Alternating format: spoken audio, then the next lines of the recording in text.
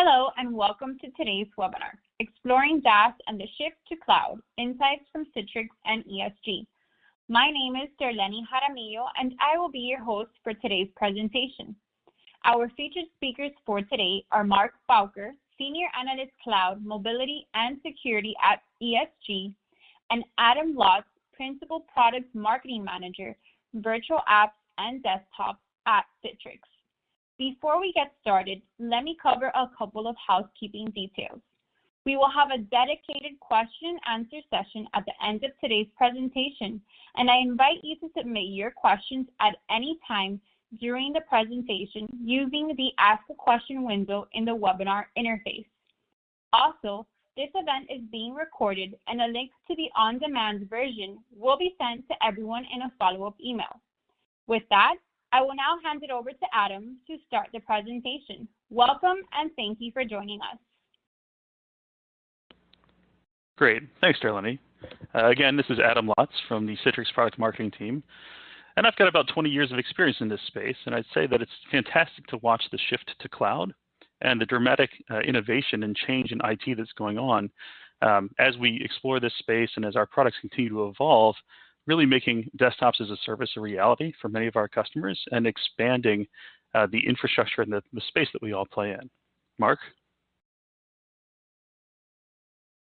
Yeah, thanks, Adam. And you're making us feel or show our age here a little bit. I've got, over 20 years now experience as well. I've been at ESG for 15 years. I'm a senior analyst here. I've been responsible for our digital workspace practice and ultimately really get excited about a lot of things that happen inside the data center, but always been thrilled of how people are ultimately using some of the technology Adam and I will talk about today to really just, I'll say, change the way they work, change business process. And one of the things we'll definitely get into is you and I have been talking about this for a while and have certainly experienced a big catalyst over the last 12 months. And anxious to share some of the research there. But before I do that, why don't you jump through a couple things I know you wanted to share, and then I'll jump into sharing some research with folks. Yeah, absolutely. Thank you. And certainly 2020 was a dramatic catalyst, as you say, for change in the industry and in IT and in the services that we provide. And whether you're a newcomer to Citrix or whether you've got years of history with the app virtualization technology that we've delivered so long, I want to make sure you understand that today, as we look across the different offerings that we provide, one of the focuses that we have at Citrix is around delivering hybrid cloud flexibility. And to put that into perspective, it's really about helping IT deliver solutions for their users, delivering these virtualized apps and desktops and expanding the application reach that you have as IT in a secure and high-performing fashion. But on the IT end of things, we support that in everything from an on-prem to a hybrid to fully cloud deployment.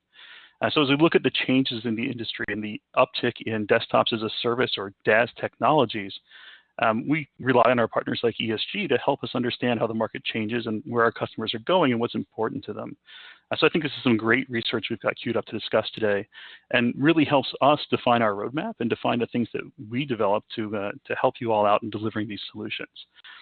Now, certainly, as I see things moving forward, we nudge everyone towards the right. We say, those hybrid models and those cloud-hosted models are absolutely where we're investing. And I see a lot of demand there and a lot of increased adoption of various services. And if I compare the Citrix offerings and what we've seen in our cloud growth across 2020 to some of the big players, I see that those statistics are pretty similar.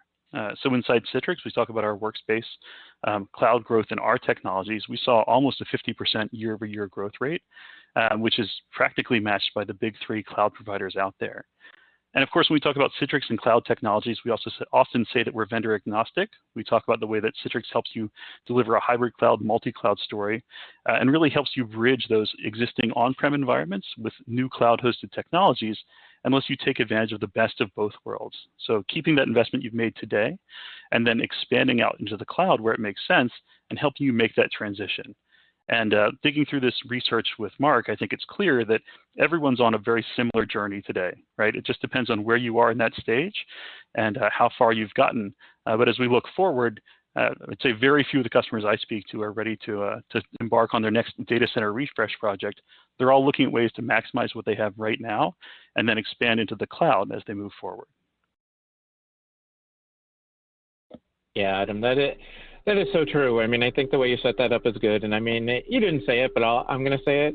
Is there's such an association oftentimes with Citrix that it's, VDI only, and that is just not the case. I mean, what you shared just a couple slide backs there is so evident of that. And then obviously where your business is going to is, further evidence that, this shift is on, right? And some companies we see are racing extremely fast.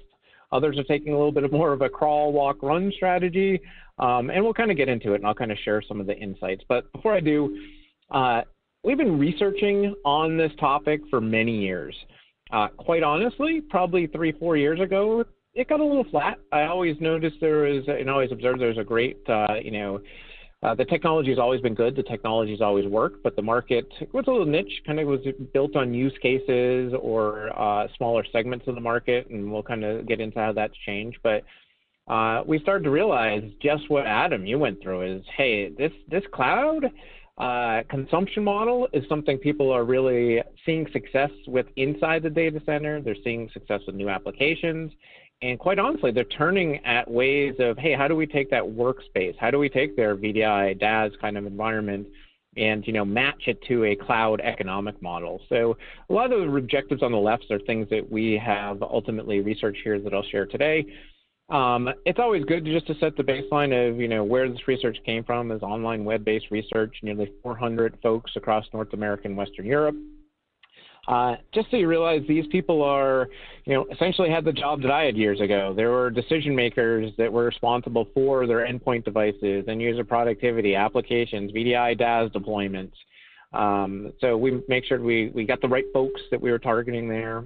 You can see it was across enterprise and mid-market. I'll kind of show both pieces of that research here across a variety of industries. And, I'll kind of share some of the demographics as well. So let's kind of dive into it. I'm going to go through a few slides here and then bring Adam back into the conversation, and we'll kind of discuss, some of the research bits, and then how, Adam, you may be seeing what you're seeing with some of the customers. So one of the questions we always like to ask is, kind of what's your challenges? What are kind of some of the biggest challenges you get top and center? And we do see that there is no doubt that, and this is one of the things that's fascinating, there's no doubt that security, observing or kind of the volume of cybersecurity attacks, being able to secure collaboration platforms, we certainly saw the spike in that, a good 12 months ago. Training new employees. These are all things that are top of mind and things that organizations are looking to ultimately, move further kind of up the list and be able to address. The next question we ultimately ask too is, all right, based on those, what are your priorities kind of going forward? And guess what? They map right to what those challenges were, right? It's all about being able to detect instances and vulnerabilities.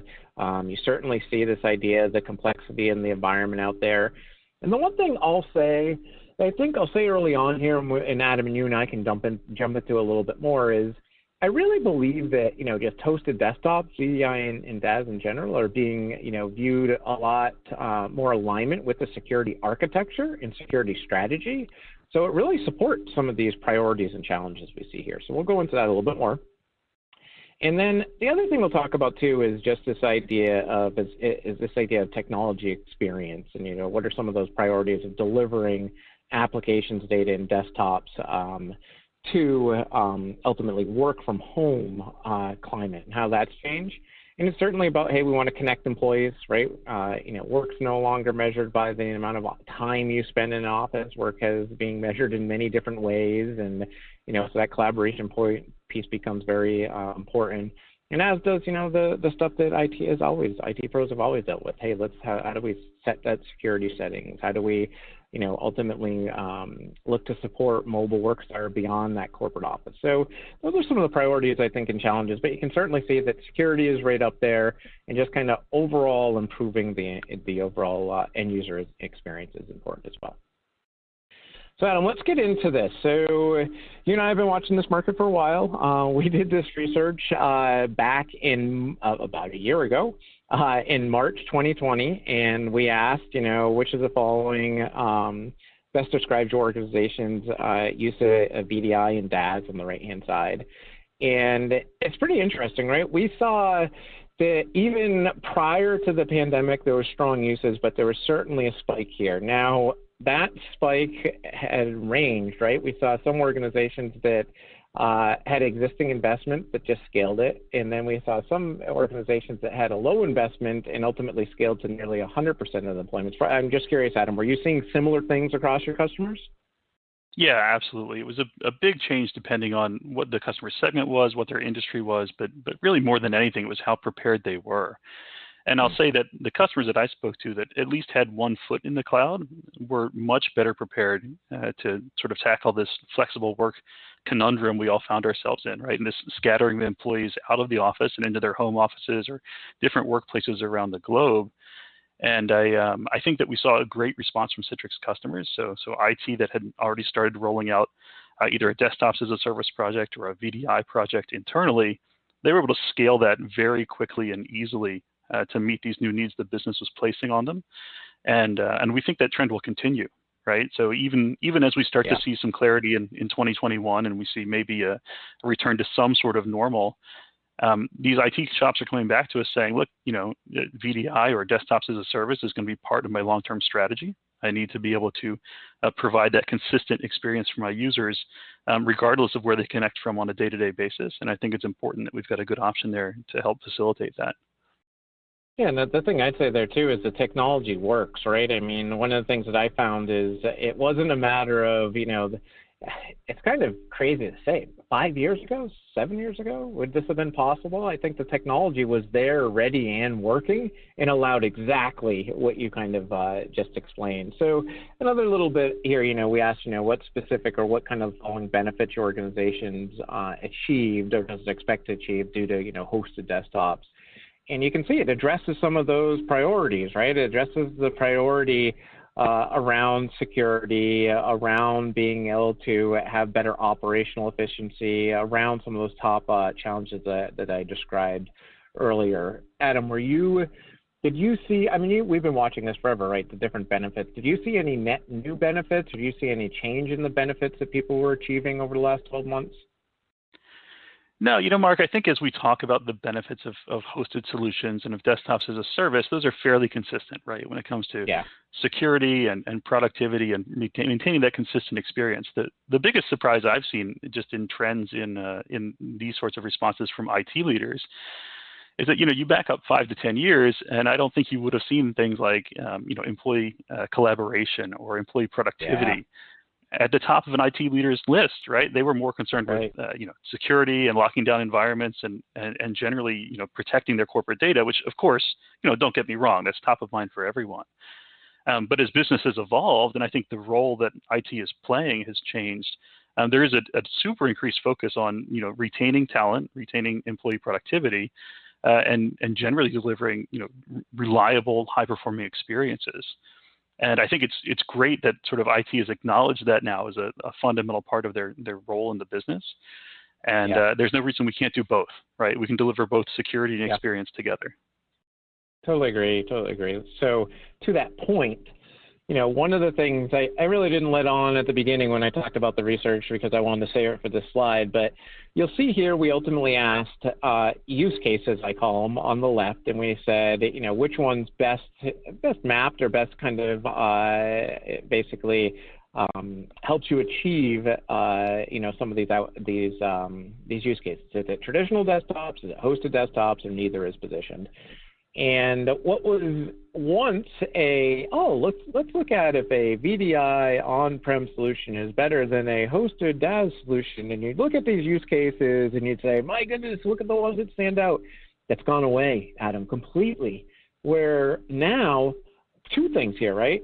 Hosted desktops is really, people think of VDI and DaaS as really solving the same use case. There's very few, what I'll say, holdups from either of those technologies across these use cases. And then the other thing that's changed here, I think, is fascinating. Across the board of these use cases, hosted desktops are being seen as, hey, I can achieve this even in some cases better than traditional desktops across the board. So, Adam, I know years ago we talk about, VDI as a use case centric or employee centric, and it's fascinating how fast this has grown. Have you seen your customers really mature to this level as well? Oh yeah, absolutely, right? I mean, we're Yeah. looking at ways that the hosted experience is going to surpass what you have from a regular desktop, a regular managed desktop environment. And I mean, I think these statistics are fascinating, right? So if I look at the hosted desktops column there in the middle, I mean, basically your respondents, effectively said that hosted desktops were better than traditional Yeah. desktops across the Yeah. board. Which yeah, that's a real shift in thinking. And again, it really takes these DaaS solutions and VDI solutions from being a point play, right, to Yeah. having, being applicable across the board in all sorts of different environments in all kinds of IT realms. It's kind of gone from what I like to say, kind of a nice to have to a need to have. I've even described the, hosted desktops being really considered as critical infrastructure now, where once it was kind of, it may have supported a piece of the business or a certain employee segment, but it's really gone to really what I consider kind of critical infrastructure in the sense of critical service to the users. So a couple things here, we wanted to ask, and Adam, you brought this up already, just from an overall insights into how or what's the kind of importance to provide the traditional desktops or kind of hosted desktops to employees. And you always kind of match up this kind of, hey, is it time savings from an IT operational perspective? Is it cost savings? But you can see people are willing to, overlook or kind of invest more knowing that they get that improved employee technology experience. And then we asked, all right, given kind of compared to the traditional model, how is the kind of hosted desktop model stood up? And 44% saying, hey, there's a significant increase in the employee technology experience, and then another 50% right behind them saying moderate. So I kind of go back to what I was saying before, right? The technology works. It's delivering that kind of experience. And sure, there are cases where there's, ultra high latency and you're relying on that network connection. Sure, in those cases, there's other ways to kind of work through that. But overall, I look at this, Adam, and I say, people are willing to make the investment knowing that it's delivering that technology experience. Have you seen the Citrix customers kind of shifting more towards this user experience and kind of less away from the what's the cost of the stack or what's the cost of desktop? Oh, sure, Mark. I mean, we talk more and more at Citrix about the importance of our workspace with intelligence and our ability to really aggregate lots of different types of content, right? So you've seen the effect of that, where we bring together micro apps that can sort of pick data out of your SaaS and web applications, as well as your on-prem apps, and mix that all together with that hosted desktop or hosted application experience. So bringing all those pieces together, I think, is really important to us. And looking at your graph here on the right, I feel like that 6% that said there's no change in employee technology experience, that's like those the 1 out of 10 dentists that think that brushing your teeth isn't so important. Because I know I look here, I'm here in my home office, I look to my right, and I've actually got a whole bookshelf of just corporate provided laptops that I've sort of collected over the years. And I keep saying I'm going to recycle. And I think one of the most important things about the shift to the cloud and to all the as-a-service offerings that we all consume is that with desktops as a service and with this new focus on employee experience, one of the biggest benefits is that it's always up to date, right? I'm never going to have to get my new workspace. My workspace from Citrix is always evolving, and it's always keeping pace with my needs. And as IT rolls out new software, it's just there for me to consume. Compared to my stack of machines, I've probably got a 486 in there somewhere. That become outdated so quickly, right? And then that software stack was, defined when IT mailed it out to me, and it's just so easy for those things to fall behind and deliver a bad user experience. So we want to stay on top of that. We want to virtualize all of this and deliver it out of the cloud. And the other thing I'll just add there is I definitely see people that out-of-the-box experience every day log on is a big deal. There's no question I see that. New experience, even on an old device, is something I still see people, get excited about. But the other thing, too, is, and you kind of alluded right there at the end, is I want that experience across the ways I work. So across, I'll say the Windows apps, so across SaaS apps, across mobile apps. I want that consistency of experience. And that, I think, is what I really see kind of leapfrog up into the mind of more, I'll say CIO, kind of more or executive, IT executive type of folks, and kind of plays to this next slide I have here. I always love these slides because I was always trying to justify, new investments inside the organization I work for. So we always ask, hey, what would help you, fund or get approved new investments? And these things matter, right? Some of these things, certainly it's around IT efficiency, being able to handle the scale that people have really seen over the last 12 months, and then it's a little bit of a, hey, we've lost control. All those devices you mentioned there, Adam, I would suspect many of them were very predictable from an IT perspective. They kind of knew what that environment looked like. They knew the OS, the patch level, the security software that was running, the applications that were kind of standard on it, where your home drive was, and that predictability kind of went away. So as that happened, security and compliance certainly ran up there as well. So I like this one. It just shows where some of the focus can be given some of this trying to kind of get funding or kind of look forward to investing further, or even in some cases change the model from a CapEx model to an OpEx model, which we'll talk about in a minute as well. Yeah, and I think there's some uncertainty there, right? A lot of our existing customers wonder, what's the most important for them, and clearly, costs and efficiencies are high on this list, and as we make that shift from these big capital data center projects to this more nimble cloud model, right, that kind of scales up and down with your needs, we do get a lot of questions about the predictability there, or how do I model out my costs, and it's a real challenge. But I think that we've got lots of tools in place to simplify that and make it easier for our administrators to make that shift. Yeah, no, totally agree. And I mean, I think this slide plays to that shift as well. And so we've asked this a couple times. The first time I saw it, I kind of had to scratch my head a little bit. Now we've asked a couple times, and this is basically, hey, which do you believe is most secure? And traditional desktops, 42%, hosted desktops, 58%. So it doesn't mean they are, right? I just want to kind of clear that up, right? I mean, it still matters the way you deployment and what your security policies may be and everything, but this plays earlier to what I was saying, Adam, right? I really think that the hosted desktop model is being thought of as part of a security architecture, somebody that's kind of even has a specific role as a security architect. And I think this is fascinating. I think this is super important to watch, and I think this is important for companies really to consider that, hosted desktops, hosted on a cloud platform are becoming part of that security strategy. Have you started to, see some, I'll say, security professionals, show up at the table, some of the discussions that you're in?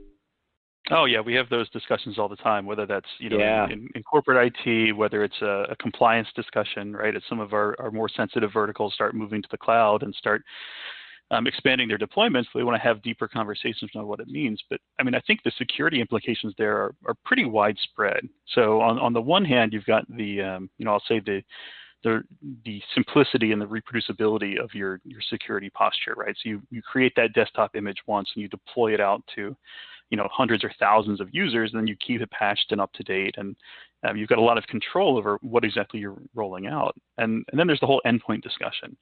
And certainly in this new world where we've all been scattered into our homes, it opens up all kinds of new security threats, and I think a risk model that corporate IT wasn't entirely prepared for prior to 2020. And I talked to a lot of folks that said, oh, well, we sent users home with their laptops or sometimes even their desktop machines just to frantically keep their businesses moving. And they said, well, but we deployed a VPN solution or some other sort of hacky technology to connect back to corporate resources. And some of them, frankly, terrified me, right? Because I think the other thing that we can't underestimate the risks that are on your network at home. And I saw a statistic somewhere that said the average U.S. household has about 11 devices, 11 IPs inside their home network.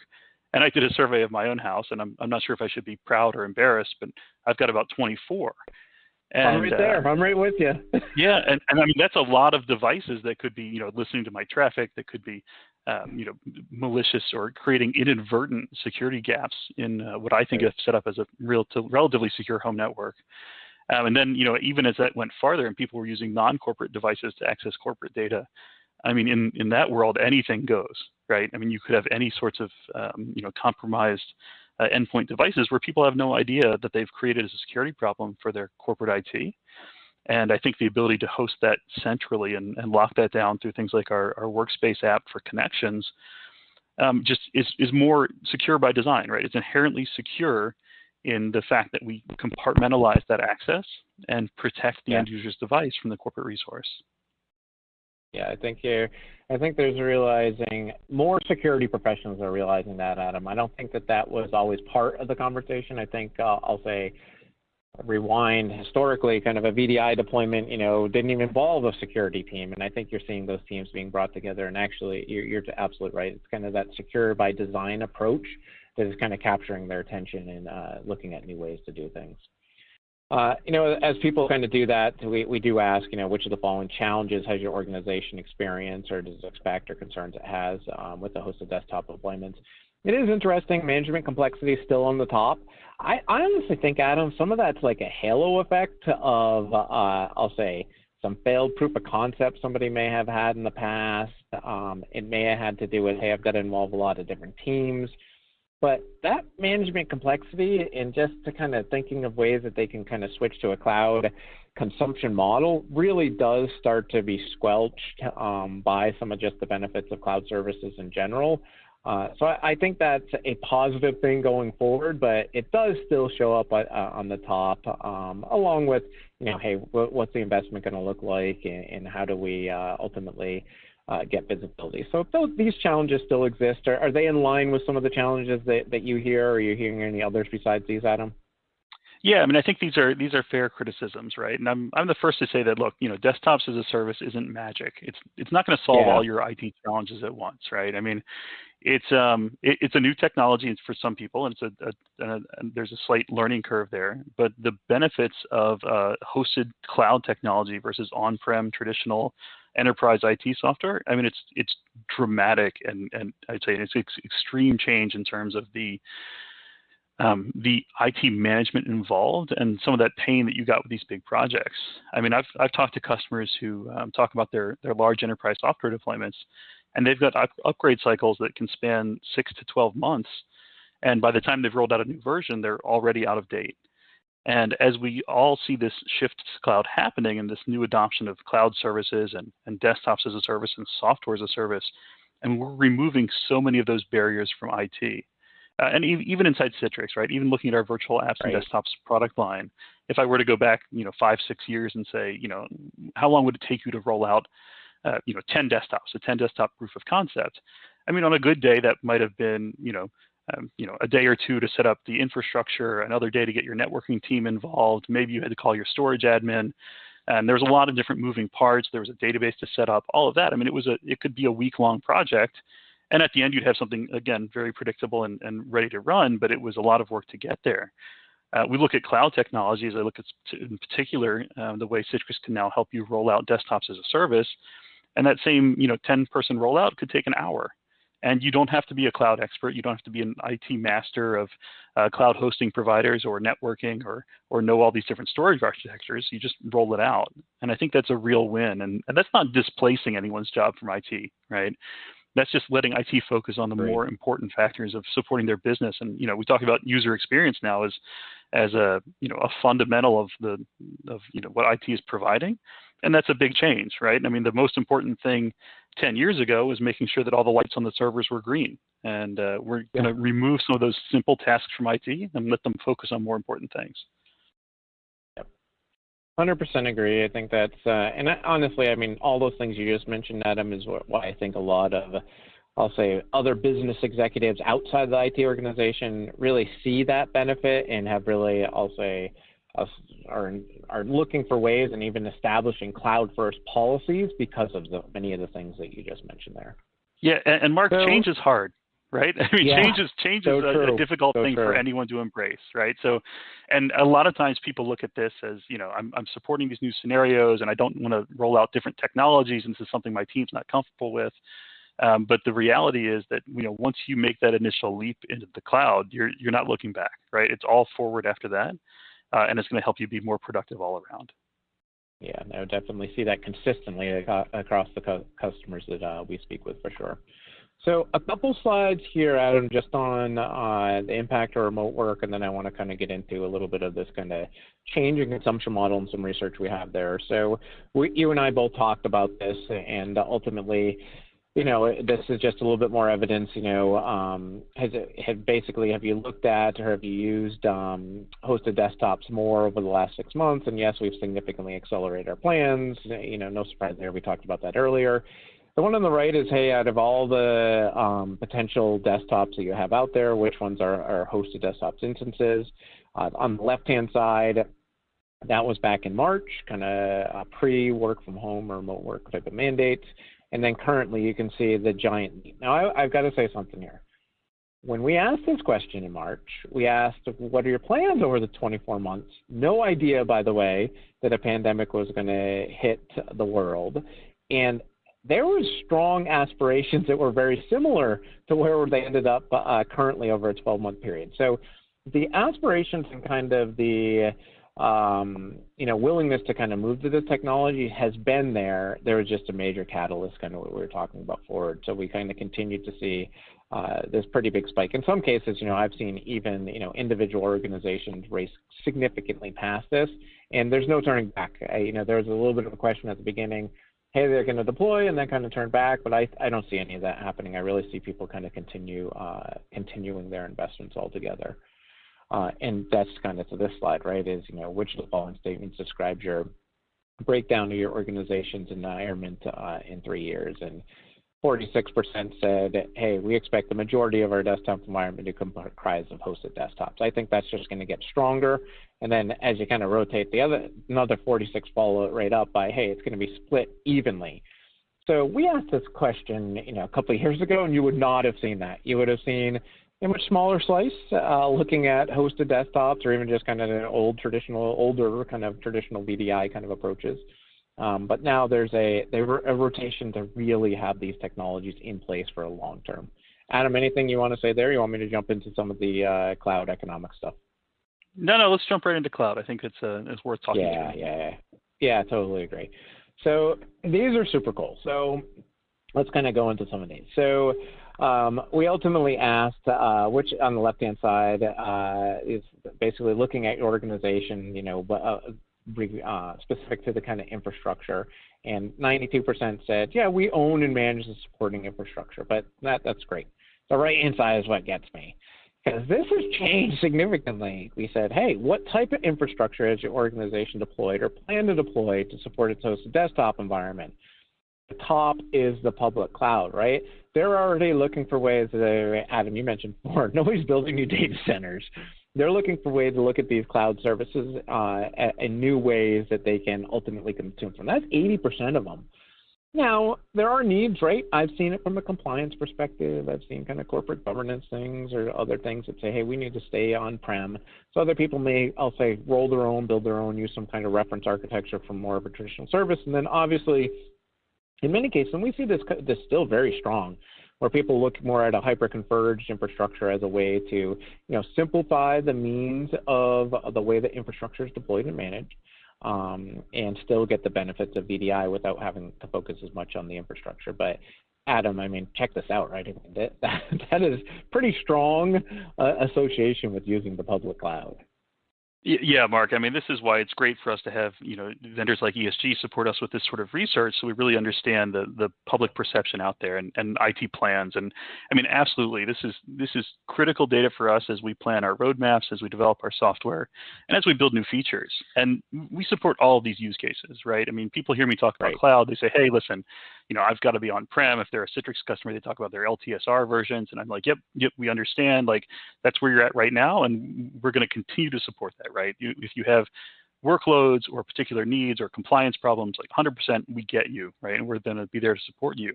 But when I'm looking, 3 years or 5 years out, or even our more progressive customers today, this 80% figure, I can't ignore that. So building to the public cloud and tying, Citrix Cloud Services in with Azure and Google and AWS, that's critically important for us to support all these customers in their aspirations of cloud goals. And I think the other thing that you don't necessarily see, that's quite as obvious in the product presentation, but behind the scenes, when we talk about cloud-to-cloud communications and our ability to deliver a service, as opposed to static, on-prem software, we can evolve that so much more quickly And we can adapt as these public cloud providers change their APIs. We can leverage new ones right away. We can roll out new functionality, and we can optimize for each of those platforms. Because I think that one thing people forget is that we had such standardization in hardware, right? If you went to roll out a new data center, it didn't, you might have had a preference for hardware vendor, but everything worked more or less the same. And now that we look at virtualization and cloud technologies and these hyper-converged platforms, we optimize for everyone individually, right? And what might work on cloud A doesn't necessarily work on cloud B, or possibly you're just overspending. So we're very careful to take advantage of all the different services and capabilities of each cloud uniquely. And by being service-based ourselves, we can adapt to those much more quickly. So I think it's really a win all around when it comes to the economics and the way we can update and keep your environment evergreen in terms of features and functionality, and it helps everyone deliver a better product. Yep, totally agree, and that's why we asked this next question. We said, hey, assuming that the net cost was the same, which of the following do you believe would be your organization's basically preferred investment model for hosted desktops? I'll go with the bigger number first. 53%. We want a consumption-based model in which hosted desktops pay per use. That is basically kind of gives us that kind of ability to kind of pay for a consumption model. That's the majority, right? I mean, there are 43% that's saying, hey, that traditional upfront cost is something they're still looking at. But I can tell you that, this is, again, I could have asked this a year ago, and it was that 53% slice was much smaller, Adam. So this is just further evidence to show that people are rotating in that direction. Well, I don't have it in this research, by the way.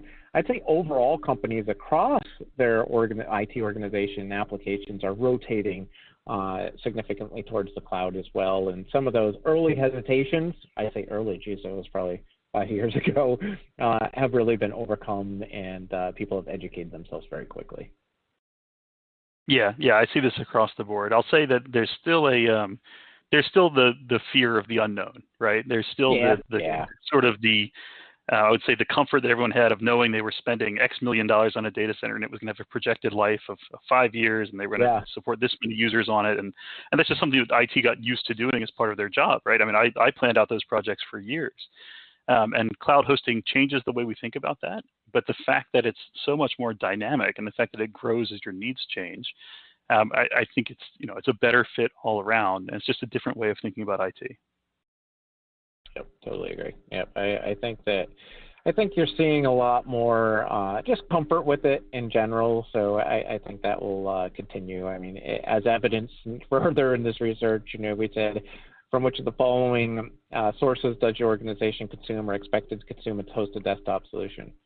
Look who they're turning to, right? They're turning to, this is on your second slide, right? You talked to some about some of the cloud growth across those providers, your growth in cloud in general, and then even that traditional technology vendor to kind of, help them with that, I'll say, OpEx model shift, I'll say. So I think that you are in good company with the public cloud providers, and I even say some of those traditional hardware OEM vendors are changing their model as well. So just because they deploy a solution on-prem doesn't mean that it's that big longer-term capital investment you're just talking about. They're even shifting their model to a pay-per-usage model, even though that the hardware may sit on-prem. And I see people doing this. I see some folks doing this at full stack, all the way from endpoint, all the way down to the infrastructure it's consumed on. So I'll say, Adam, the shift is on. Yeah, it's a change for everyone, right? And this is a new way of thinking about spending. But I think it makes sense. I think that as business sort of aligns with this different type of IT cost model, that it becomes easier across the board to sell these projects and to show, as you grow a project, that is typically a linear increase in cost, right? You don't have that stair-step approach that you had as data centers went from proof of concept to rollout to huge company deployment.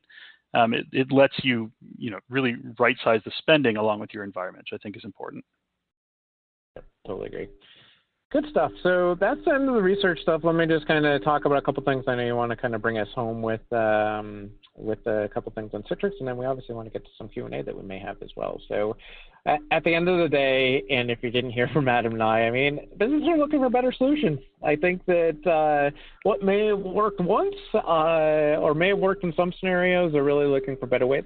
By the way, this is being inspired an awful lot by just the way people are working, how they may transition back to the office. And they're ultimately, in some cases, I got the bullets here, right? They're seeing a surge in output. They want to have better engagement level. They want to be able to maintain that flexible and remote work environment. And having that solution is very important to do so. And certainly you saw in many cases where people are turning to cloud consumption models to do it. So, they want to do that across both the in-office environment as that transition happens, as a hybrid mode or mobile mode as well. And at the end of the day, the legacy tools and process may not always work. They may not be optimized. It doesn't mean people should be switching them off if there's still value in them. And I think that's the magic. They can still get the value out of there, but ultimately moving to more of a cloud model. And even, playing to the middle column I have there, this kind of philosophy is, hey, work was, measured by the amount of hours when you're in the office has gone away. I think that people are really showing that work can be very productive from a variety of locations, a variety of places, and we're seeing that happen across the workforce. And the suggestion and really advice I give a lot of our clients is, hey, it's really time to rethink what you're doing and what your strategy is, and examine across the operations. And I think that people have. Most organizations I know have used, even but prior to a year ago, were using some type of VDI solution, for example, or some even used DaaS. They quickly got a lot of experience with it over the last year, and now I really think the next piece of what you're going to see is it's going to become a much more strategic technology and platform. It's going to start to map together with security architects and what they may be doing, and really become an essential piece of the ways that the business, empowers employees and delivers that optimal user experience. So, Adam, thanks very much for having us join. I'm happy to, obviously stick around here for any questions, but I'll hand it back to you, and you can take us home. Yeah, Mark, thanks so much. I mean, this research is great, right? And it really helps us understand the broader set of what the industry is doing and how our customers are reacting to these changing forces. And I think it's important to help get the word out, right? So that as you all are watching this, presumably from your home offices as well, you can understand what your peers are doing and what's important in this space. And as I look at these pillars that you identified, Mark, I think Citrix has great answers here to support all these different types of work and all these different work locations. And if there's three concepts I would say that we really focus on to help empower our customers in this new cloud world, it's agility, flexibility, and simplicity. And if I look at the business agility benefits, right? I mean, we talk about how IT can evolve and how IT can move on from that traditional on-prem world. We can look at that as a few different stages on that journey, right? And some of our customers are walking today. Like they're taking their traditional deployments, they're adding on to them. They're starting to see the benefits of SaaS solutions, but they still have a pretty big on-prem footprint, and that's fine. And then our customers that are one step farther, that are going a little bit more towards I'd say the modern workplace view, they're taking a hybrid cloud approach. So they've got their on-prem resources, they've got that big investment they made in their data centers, and they're just starting to mix in cloud, either for new capacity or new use cases, or maybe just to expand what they've been doing today, but they're not quite ready to make that full leap in. But the new evolution of turnkey services and the different options that IT has really helps you deploy more quickly and take your IT to the next level in terms of the ability to be agile, to adapt to changing business needs, and to roll out quickly and easily at any sort of scale, right? And as all these things come together, and as we tie in different types of technologies and different data sources, we can really deliver that workspace that works for all of our users. And inside the virtual apps and desktop service from Citrix, right, we span all of that, as I said right at the beginning, from fully on-prem deployments to these hybrid or fully managed DaaS deployments in the cloud. And we give a lot of that flexibility to our customers in terms of being able to mix and match for the right use case. And and I see IT departments that are struggling with capacity or have challenges in keeping their infrastructure up to date. The first conversation I have is, well, let's talk about getting you to the cloud. Let's talk about how you make that transition. And it's not all or nothing, right? We rarely talk about lift and shift at Citrix. We talk about, hey, let's take that first step, let's modernize what you've got going on. And then as you need to expand and as you roll out new workloads, let's put more and more of that into the cloud to get you that IT flexibility and make those changes in the consumption costs and the way that you manage your users and how you're handling your whole environment. So there's a lot of benefits that come out from making that transition, and we're happy to support you wherever you're at. And then I think I said that last bit was simplicity. And if there's one thing I would say that this desktops as a service revolution has brought us, it's simplicity for IT. And that's supporting all kinds of use cases that are more and more important throughout 2020 and 2021, including bring your own device initiatives or work from home initiatives. Business continuity is something I think that that IT was suddenly tasked with in 2020, and has had far-reaching implications for the way we all do our business and the way IT provides resources out. And everything that we can do to simplify that rollout and sort of reduce the day-to-day IT pain, I think is super important in making IT more effective and more efficient and helping them do more with less, right? Supporting your entire user base in any sort of flexible work scenario across all kinds of different applications, desktops, and IT needs. I mean, that's something that we can help with regardless of where you are in that journey. So that's all the content we've got prepared for you today. I know we just got a few minutes left. Darlene, is there any questions you want to tag from the audience for us to answer here on the air? Thank you, Adam and Mark, for this insightful presentation. And we definitely do. We have our couple of Q&A questions. And as we move into that portion, I would like to remind our audience that if you have a question, to please submit it in the Ask a Question area on your screen. Simply type your question into the text box and then hit submit. So we have a couple of them in queue. Our first one is, you talked about the increase in VDI and DaaS technologies through 2020. Are there any particular customer sizes or industries where those trends are accelerated? Mark, do you have any early thoughts on that? The answer is yes, for sure. So some of the ones that I've seen, Adam, is certainly the industries that kind of led some of the early on, I'll say, VDI usage, certainly are highlighted again. So healthcare, financial services are great examples. But then there's other ones where, work from home wasn't as easy. So where I see like manufacturing, I think that's pretty interesting how they may be using the technology. The other one, there's no doubt. So if I kind of take this big lump of technology companies that had a lot of engineers, developers kind of going into the office, I think that is an area you're certainly going to see. Some of those people have relocated outside of, metropolitan or outside of, city areas. And those people are really going to look for that technology. So, most of it is across the board, but there are a couple that jump out at me for sure. Yeah, I mean, I think that my take would be that there is widespread adoption of desktops as a service and VDI technologies now, and 2020 just accelerated it for everyone. I do think we might see some surprises when and if we all do go back to the office, that some employees may no longer live near an office, right? And that could be a bit of a shock to their employers. And I think it's I think across the board we've seen great adoption, but even some surprises, right, Mark? I'll say even we saw an uptick in retail, right, which surprised me for those customers suddenly deploying users in different ways. Absolutely. Thank you, Mark and Adam, for going in depth for that question. We have one other one, looks like a good one. I like the idea of cloud desktops, but I have concerns about the cost of these solutions. I understand that this becomes OPEX driven, but how can I accurately forecast spending? Yeah, I'm happy to take that one. So I'll say that I do get that concern a fair bit from our customers, right? So customers that had, what they looked at as predictable costs for VDI are now turning to DaaS solutions and cloud hosting to simplify their rollouts. But with that comes the uncertainty, especially when it comes to compute and storage and other, literal cloud consumption costs. So we've built a lot of technology into the Citrix offering to help, maximize the return you get on your cloud spending.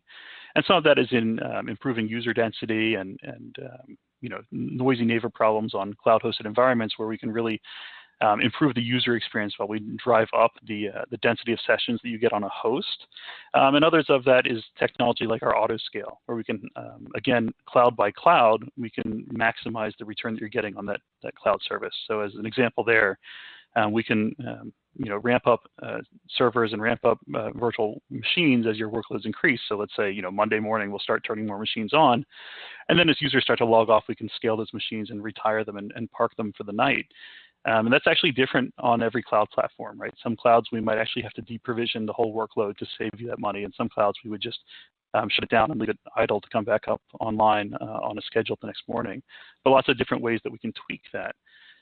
But I think the most important thing I can tell people is that, unlike those data center projects where you sort of had to cross your fingers and hope that you estimated it out correctly and you thought you had your workload well understood, the advantage with cloud is that you're not putting that spending in up front. You're not having to tackle these huge CapEx projects. And as you roll out, I think it becomes more and more predictable, right? So I think this is one place where proof of concepts really do tell you a lot, and having a representative user group of 10 or 20 users will help you predict your scaling costs pretty accurately. And we'll do everything we can to give you visibility to that and really help you maintain and monitor those workloads. The only thing I'd add, Adam, is user experience and improved security quickly flip the scale, even if it's ultimately I'll say bigger investment over time. So I see those two things flip the scale almost immediately.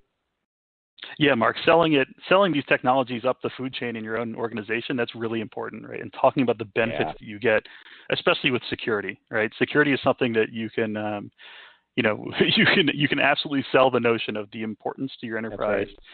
To pay for that secure solution is an easy way to get the check signed. Exactly. All right, we're going to answer two more. This one is coming from Ryan. Are companies really adopting multi-cloud strategies?